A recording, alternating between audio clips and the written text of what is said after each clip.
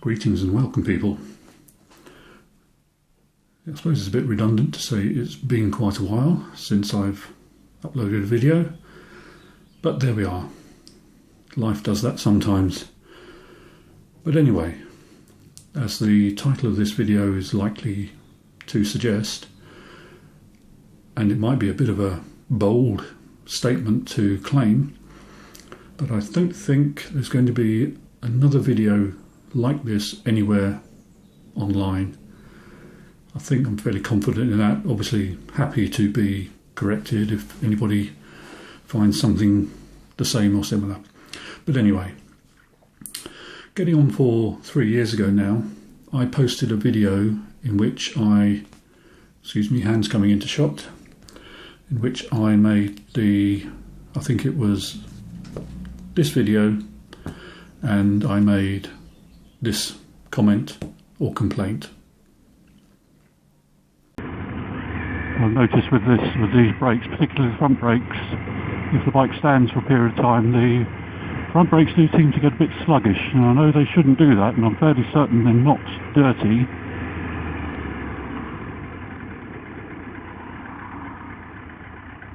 I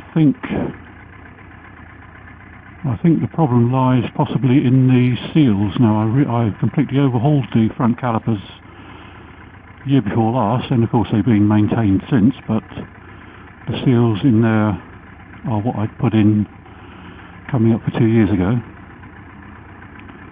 Now, in theory that shouldn't indicate that they are having problems, but they were aftermarket seals off of eBay, and I am not entirely sure of the quality of them. When I bought the first batch, I noticed that one of them had an imperfection in the moulding, and I had to contact the vendor and get a replacement. I had to send them photos and stuff. It was almost like there was a bit of flash from the moulding machine stuck to the side of the seal, and obviously that's not good, because you need to have a good contact all around the piston to make sure you get a good build up of pressure, it doesn't leak. So I'm just wondering, I mean the other ones looked okay as far as I could tell, but I'm just wondering whether I should now basically buy a complete set of seals from Triumph and just have done with it. After I made that video, I did investigate the problem with the front brake calipers, and I did find out what the problem was. And long story short, it wasn't the seals. I did actually video the investigation of the calipers, and if I can extract the necessary clip or a still shot, I'll put a clip or still shot here of what I actually found. Here we go. That is a piece of shredded seal. Now, with reasonably close tolerances these pistons fit these bores, even a tiny little piece of rubber that big can cause a problem. I think we're finding what's causing the stickiness. Oh look, and there's another piece of shredded rubber.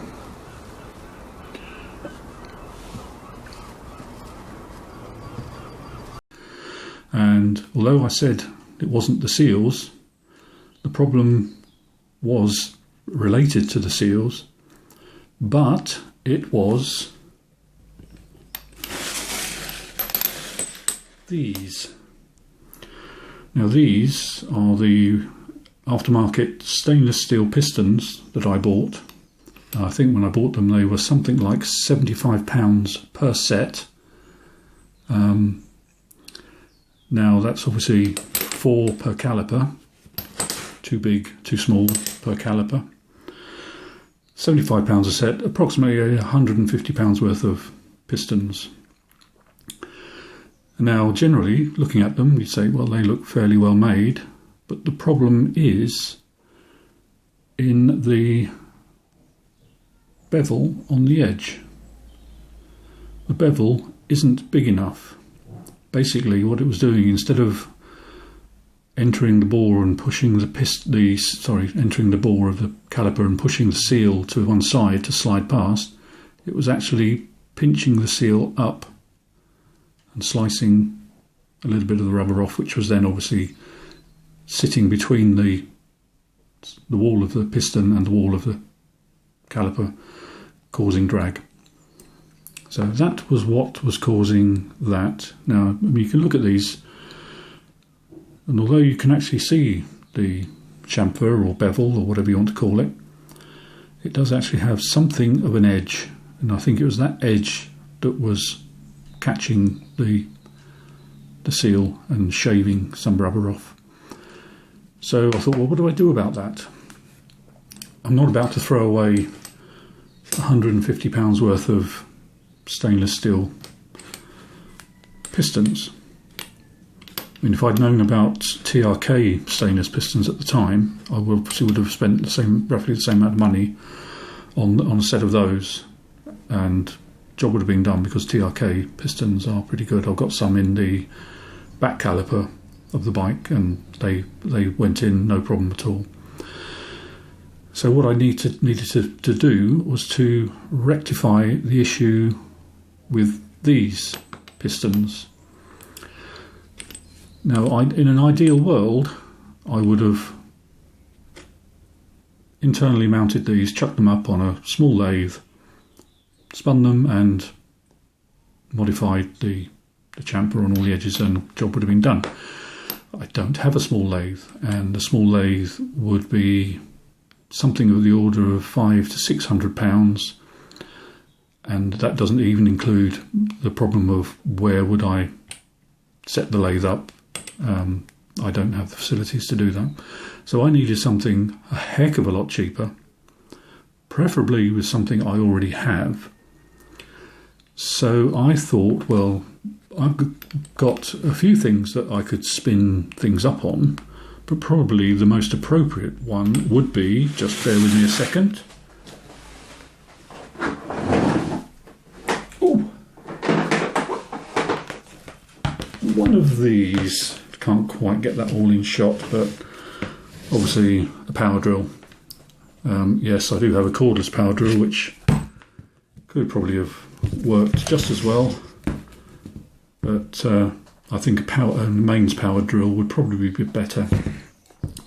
But then the question comes was, how do I spin one of these up on that?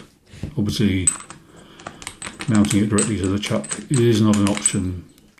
So then I thought, well, what can I make up to go in there that would spin these pistons up on? Well, I thought, how about an appropriately sized socket? This one has been made to be a snug fit on the larger pistons by the expedient of wrapping duct tape around it, and which it did kind of work, but obviously it's come loose a bit there now, it's now causing problems. But anyway, obviously I need to be able to mount that to that. So I came up with, or I didn't come up with, I thought, well, how about installing one of these? Then that can go in there, spin it up, lovely. And I did actually try that. The only problem is that there is a significant amount of free play on this, which resulted in a lot of vibration and uneven spinning. So that wasn't going to work. I needed something that mounts solidly.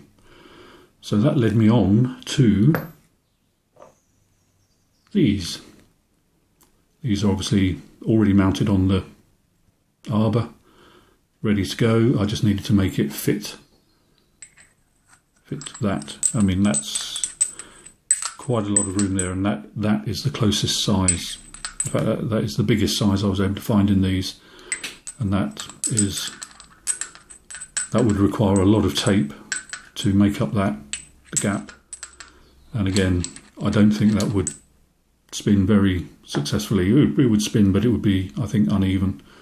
And of course there would be the problem of getting that on and off and doing that 4 times with the big ones and similar with the smaller ones. So, just to show on the smaller pistons, the fit is a lot better. Obviously wouldn't require anything like so much packing to make that fit, but then you've still got the problem of forcing it on, forcing it off. Just horrible mess. So neither of those would work, but I've still only got this, or the cordless drill, to use as the main item for achieving this. And I spent, well, best part of the intervening 3 years, obviously not every day, not all the time, but periodically looking for something that would allow me to use this to spin these, or this, with the minimum of intervention and fuss, changing them over. Quick back pedal on, roll back on why I think it's the bevel on these and not the size. As you can see, there are sizes written on these. I did actually measure these out. They're not oversized. They do fit the bores quite nicely. In fact, they're a couple of thou smaller than the OEM pistons that came in the calipers. So they're not. It's not these that are too big. It is this bevel that is not working properly with the seals. Just thought I'd quickly drop that in. So anyway, the search continued. I was looking everywhere for a solution to this admittedly probably quite unique issue. Like I say, I'm happy to be corrected on that if anybody knows of anybody that's done something similar. Then yeah, lovely. I'd like to retract my claim, and yeah, this isn't as unique as I think it is. But anyway, I can't remember now exactly when it was, but about 3 or 4 months ago. I mean, I know you guys love the way I work so quickly. 3 years to get to this point, making this video, and several months after finding the answer to actually get to doing something about it. But we are where we are. So I finally found the solution, probably from China, as most of these things are these days, and it is probably the smallest, or one of the smallest, lathe type chucks I've ever seen. Yeah, really impressed with that, and that will obviously mount in there.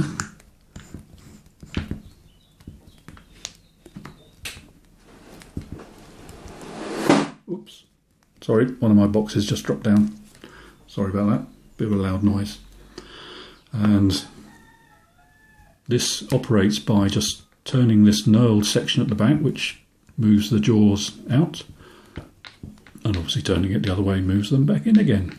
It's wonderful. It's magic, I tell you. So I'm obviously not going to spin this up in here. Now I don't need this to be particularly tight because I'm only going to be using finger pressure on this. I'm not using. I don't have a tool post or anything to use with this, so I'm not going to be using cutting edge carbide tools or anything. I'm only going to be using paper, wet and dry paper on this. But as you can see, that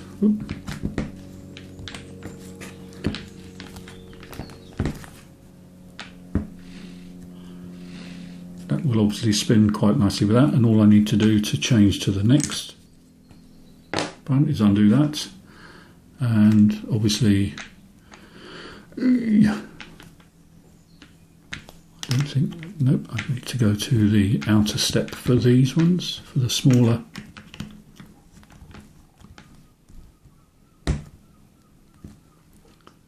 So obviously a lot easier, a lot safer, and a lot more accurate. I think you can just about make out there how sharp that bevel is.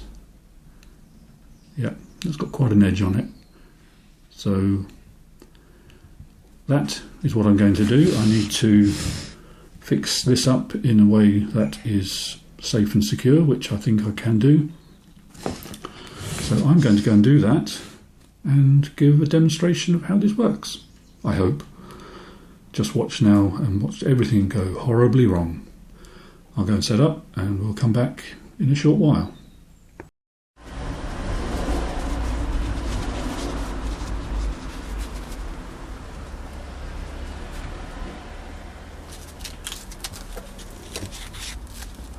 And there we have the setup that I'm trying to work with. I'll be starting off with 400 grit paper and try and get this bevel down. I have to hold the trigger with one hand so I can modulate the speed properly, but we'll see. And you can probably tell as soon as I start this that it's not spinning perfectly concentrically. It's got a slight run out, but what do you expect when you get cheap rubbish from China?